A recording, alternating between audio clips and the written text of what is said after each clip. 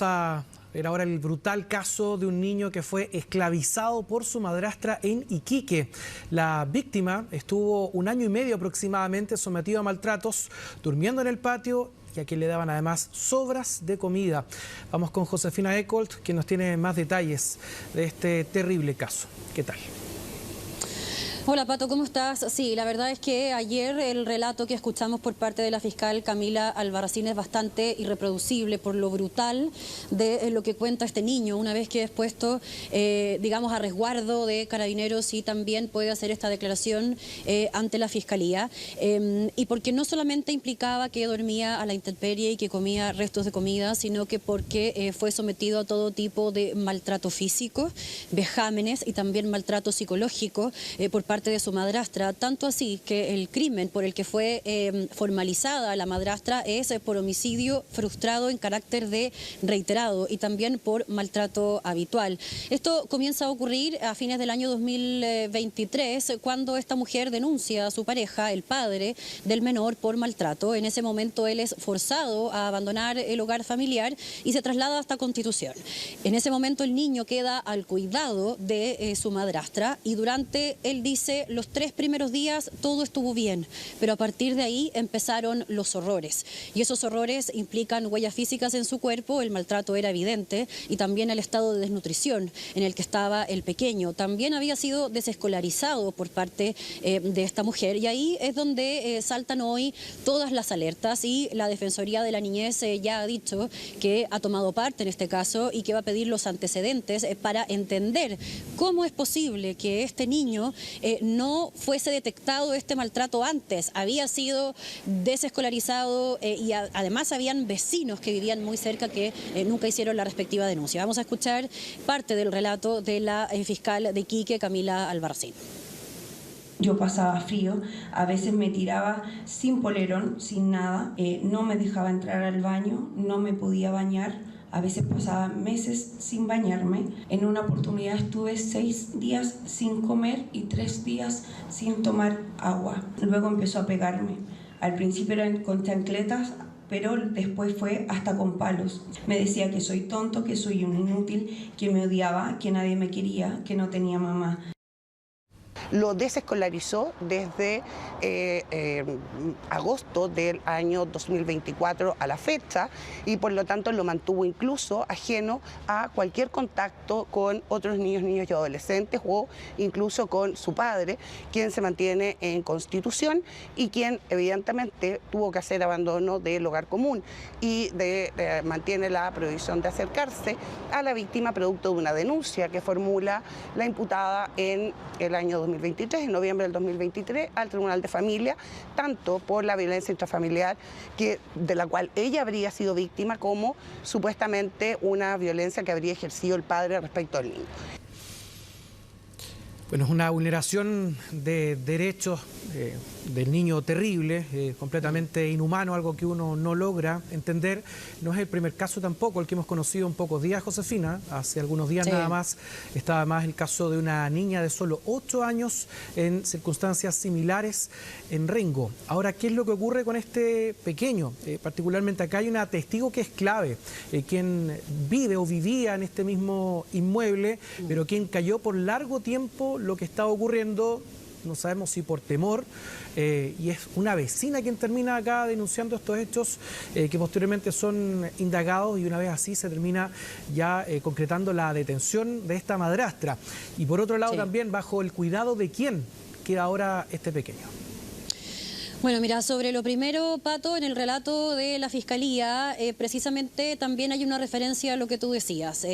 Según la fiscal, Carabineros había ido, y eso también debería ser parte de la investigación, había ido a este domicilio y el menor estaba bajo amenaza, por lo tanto no dijo nada.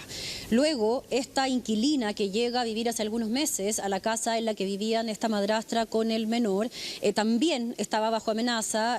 La madrastra le decía, la imputada en este caso, que que la iba a echar a ella y a su hija si es que ella denunciaba algo. Entonces, ella lo que hace es alertar a los vecinos de lo que estaba pasando, y es una vecina, como tú bien decías, en la que llama a Carabineros el pasado 8 de abril. Se produce la detención de esta mujer de 51 años entonces el miércoles pasado. Y ahí, cuando llega Carabineros en esa oportunidad, es decir, el miércoles pasado, es que ella empieza a relatar ante Carabineros que no estaba todo bien, que era lo que estaba ocurriendo y que este niño estaba siendo víctima de todo este maltrato. Y aquí uno también se pregunta, porque ayer escuchábamos también la versión de los vecinos que dicen que no habían escuchado nada y que es una vez que son alertados por el llanto de un niño, es que empiezan a tomar distintos tipos de registro y hacen en definitiva este llamado. Pero ¿cómo es posible que durante un año nadie se haya dado cuenta de lo que estaba pasando? Ni la escuela en la que estaba el menor haya dado parte de que él había dejado de asistir a clases en forma regular, o los vecinos que empiezan a escuchar estos gritos no hayan llamado de inmediato también, y por supuesto el Tribunal de Familia, que había dejado en manos de esta madrastra el cuidado del menor, como nunca fue a chequear que ese cuidado personal, después de que ya había sido supuestamente vulnerado antes en sus derechos, este niño no estaba, digamos, siendo bien cuidado. Vamos a escuchar parte de lo que dijeron las vecinos.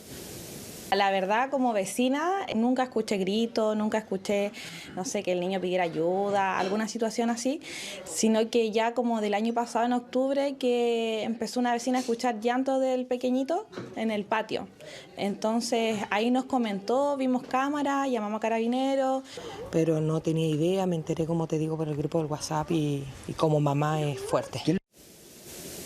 Sobre lo segundo que tú me preguntabas, Pato, antes de escuchar estas declaraciones, ¿en manos de quién queda en definitiva el cuidado personal de este menor? Lo que había trascendido era que había quedado el cuidado de esta inquilina que compartía la vivienda y quien en definitiva entrega los antecedentes a Carabineros.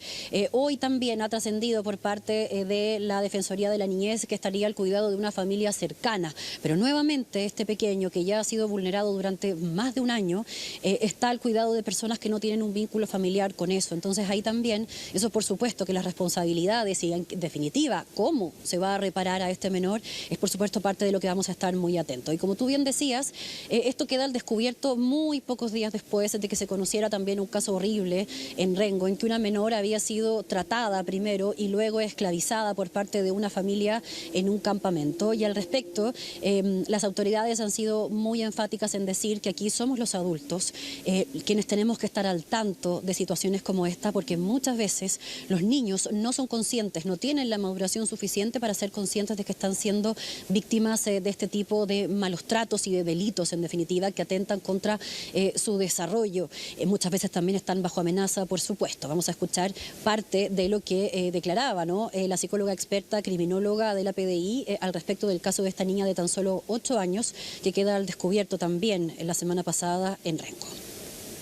Principalmente porque en Chile la experiencia que tiene al menos el instituto es de haber trabajado en evaluaciones asociadas a trata de crimen organizado, ¿ya? Este caso en particular pareciera ser que reúne las condiciones para insertarse dentro de la trata individual, es decir, otro tipo de fines, otro tipo de modus operandi también. La mayoría de las víctimas no se percibe como tal, porque probablemente no dispone de la capacidad cognitiva, ¿cierto?, ni madurativa para poder comprender dentro de qué contexto delictual está inserta. Hay una distinción entre explotación y esclavitud, aunque ambos igual son explotación. La esclavitud tiene que ver con extensas horas de jornada, con trabajo incesante, con una coacción que ejerce una persona sobre otra. Al menos 9 millones de niños en el mundo son sometidos a esclavitud. Hay un efecto inmediato en su desarrollo físico, su desarrollo espiritual, su desarrollo psicológico y su desarrollo moral. Claro, una cifra sin duda preocupante, ¿no? Más de 9 millones de niños son sometidos a esclavitud y malos tratos alrededor del mundo.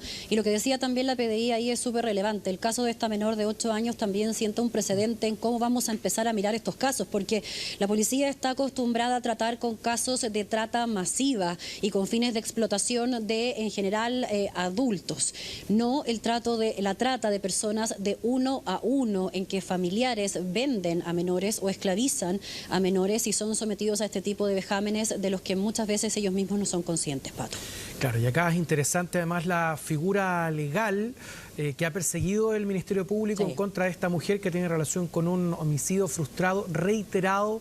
Vamos a ver ahí cómo avanza también esa investigación posteriormente y en la instancia de un juicio, a esperar ahí a las penas que se pueda exponer. Muchas gracias. Que tenga buena tarde. Nos vemos, Pato. Tú también.